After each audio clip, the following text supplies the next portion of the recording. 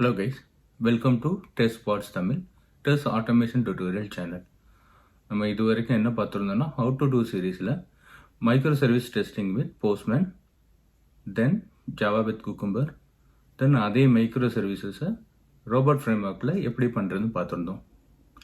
இப்போ இந்த how to do சீரீஸை வந்து நான் கன்க்ளூட் பண்ணணும்னு நினைக்கிறேன். எனக்கு தெரிஞ்ச இந்த வீடியோலாம் நீங்கள் கண்டினியூஸ் பார்த்துருந்தீங்கனாலே உங்களுக்கு வந்து டிரான்ஸ்ஃபர்மேஷன்னா என்னங்கிற ஒரு ஐடியா கிடச்சிருக்கும். இந்த விஷயத்த நான் கொஞ்சம் ஷெட்யூலாகவே வந்து சொல்லியிருந்தேன். இன்னும் கொஞ்சம் அதை விளக்கமாக சொல்லணும்னு நினைக்கிறேன். இப்போ டிரான்ஸ்ஃபர்மேஷன்னா என்னென்னா, நீங்கள் மேனுவலாக செஞ்சுக்கிட்டு இருந்த டெஸ்டிங் எஃபர்ட்டை ஒரு டூலோ இல்லை சாஃப்ட்வேரோ யூஸ் பண்ணி அதை கன்வெர்ட் பண்ணி ஆட்டோமேஷனை மாற்றுறதோடு நிறுத்தாமல் அந்த ஆர்டிஃபேக்ட்ஸை வந்து நீங்கள் வந்து சிஐசிடியோடு இன்டெகிரேட் பண்ணி அதை வந்து ஆன் டிமாண்ட் பேஸ்லேயும் எப்பப்பெல்லாம் உங்கள் கோட் புஷ் ஆகுதோ அப்போ ஆட்டோமேட்டிக்காக ரன் ஆகிற மாதிரி செட் பண்ணிவிட்டு ப்ளஸ் நைட்லி பேட்சஸாக செட் பண்ணணும். For example everyday 2 times 3 times அந்த மாதிரி ரன் பண்ணுற மாதிரி நீங்கள் செட் பண்ணிட்டீங்கன்னா over the course of time உங்கள் டெஸ்ட் கேஸ் வந்து ஃபெயில் ஆகிறதுக்கான வாய்ப்புகள்லாம் கூடும். அது ஃபெயில் ஆகும்போது நீங்கள் வந்து ட்ரபிள் ஷூட் பண்ணி பார்க்கணும். அதுக்கு ரீசன் என்ன வேணான்னு இருக்கலாம். ஃபார் எக்ஸாம்பிள் டெஸ்ட் டேட்டா இஷ்யூவாக இருக்கலாம், இல்லைனா உங்கள் டெஸ்ட் கேஸோட அக்யூரேசி கூட ப்ராப்ளமாக இருக்கலாம்.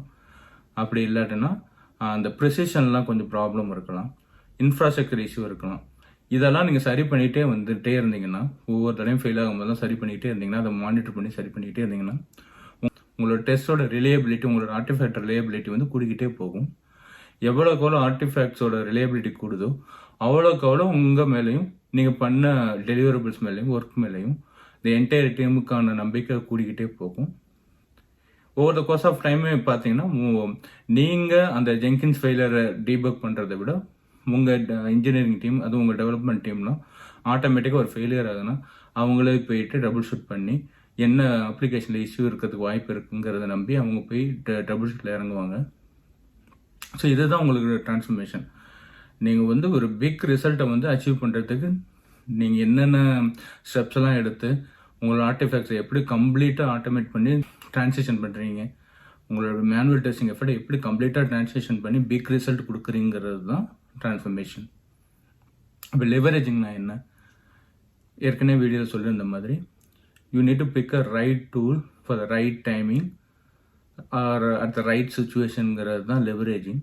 லெவரேஜிங் டிரான்ஸ்ஃபர்மேஷனுங்கிறது correlated terms are correlation with each other.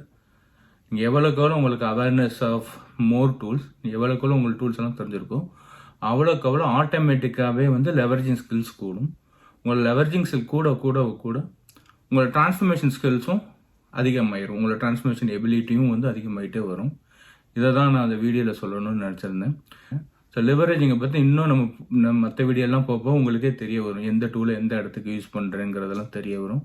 இப்போயே நீங்கள் பார்த்துருக்கலாம், ஒரு மைக்ரோ சர்வீசஸ் மட்டும் ஆட்டோமேட் பண்ண போகிறோம். அது ரெஸ்ட் பேஸ் ஆட்டோமேட் சர்வீசஸாக இருக்குன்னா அதை ஆட்டோமேட் பண்ணுறதுக்கு போஸ்ட்மேனே போதும். இப்போ பார்த்தீங்கன்னா உங்களோட மைக்ரோ சர்வீஸ் எல்லாமே ரெஸ்ட் பேஸ்டாக இருக்குது. அதை நீங்கள் வந்து ஆட்டோமேட் பண்ணணும். உங்கள்கிட்ட இருக்கிற வந்து ரிசோர்ஸஸ், உங்கள் டீமில் இருக்கிற ரிசோர்ஸஸ்க்கு வந்து நிறைய பேருக்கு ஜாவா ஸ்கில்ஸ் இல்லை, பைத்தான் ஸ்கில்ஸ் இல்லை, நிறைய ப்ரோக்ராம் ஸ்கில்ஸ் எல்லாம் இல்லை அப்படின்னா போஸ்ட்மேன் மாதிரி டூல்ஸை யூஸ் பண்ணி நீங்கள் நிறையா ரிசல்ட் காட்ட முடியும். இதே வந்து ஒரு க்ளவுட் ஆர்கிடெக்சராக இருக்குது, ஏடபிள்யூஎஸ் மாதிரி க்ளவுட் ஆர்கிடெக்சர் இருக்குது, அந்த டெக்னாலஜிலாம் யூஸ் பண்ணுறீங்கன்னா உங்களுக்கு ஜாவா மாதிரி ஒரு programming language with excellent cucumber frame work, இல்லைன்னா வந்து யூஏ உங்களுக்கு தேவைப்படுதுன்னா செலினியம், இந்த மாதிரி ஃப்ரேம் ஒர்க்லாம் யூஸ் பண்ணி உங்களால் ஆட்டோமேட் பண்ண முடியும். இதே வந்து பைத்தான் இந்த மாதிரி இடத்துலலாம் சுச்சுவேஷன்லாம் யூஸ் ஆகுது. ஒரு நீங்கள் ஹார்ட்வேர் டிவைசஸை வந்து யூஸ் பண்ணுறீங்க, அதை டெஸ்ட் பண்ணுற மாதிரி இருக்குது, அது நிறைய ஃபர்ம்வேர் அப்கிரேட்லாம் போகிற மாதிரி இருக்குது அப்படின்னா பைத்தான் மாதிரி ப்ரோக்ராமிங் லாங்குவேஜ் வந்து ரொம்ப ஆப்டிமமாக இருக்கும்.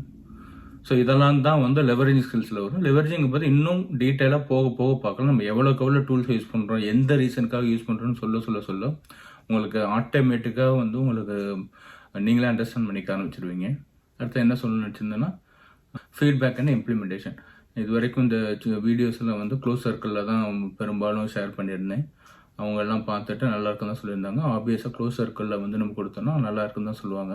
பட் இருந்தாலும் கொஞ்சம் கன்ஸ்ட்ரக்டிவ் ஃபீட்பேக்லாம் வந்துருந்துச்சு. அதாவது என்னென்னா, நீங்கள் வந்து வீடியோ ரெக்கார்ட் பண்ணும்போது உங்கள் வீடியோவை தான் ரொம்ப ஃபோக்கஸ் பண்ணுறீங்க, இல்லை கேமரா லென்ஸை ஃபோக்கஸ் பண்ணிட்டு அது ரியலி கன்ஸ்ட்ரக்டிவ். அவங்க சொல்கிற வரைக்கும் எனக்கு தெரியல, நான் நினச்சிட்டு இருந்தேன் லென்ஸை தான் பார்க்குறேன்ட்டு.